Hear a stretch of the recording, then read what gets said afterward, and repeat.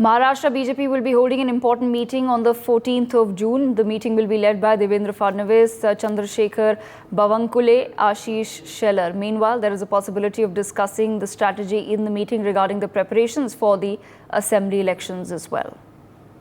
Prathamesh with us on the broadcast. Prathamesh, interesting developments taking place in Maharashtra. Devendra Fadnavis had a few days ago offered to resign. Of course, his resignation was rejected by the party leadership, and now we've been told that a meeting is to be chaired by him to discuss how to go ahead as far as the Maharashtra assembly elections are concerned, because that really will be the real test of whether the BJP with Eknath Shinde and Ajit Pawar have truly got the voters' support.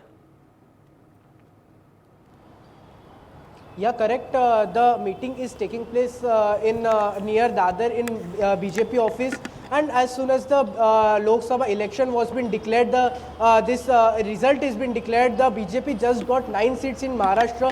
After that, the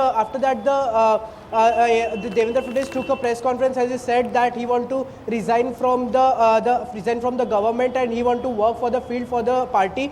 But after that, when he went to Delhi and he spoke to the BJP High Command, BJP High Command rejected that and said that you need to work for government and also you need to work for the field for the BJP. As the upcoming MLA election is also coming soon in Maharashtra, around like in September or October, the election will take place in Maharashtra.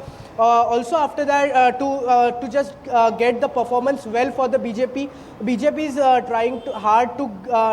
trying hard now from now on the field. For that, the BJP Devendra Fadnavis, BJP leader Devendra Fadnavis and Deputy CM Devendra Fadnavis is taking the meeting on this upcoming Vidhan Sabha elections. For more such videos, subscribe to the NewsX YouTube channel, hit the bell icon.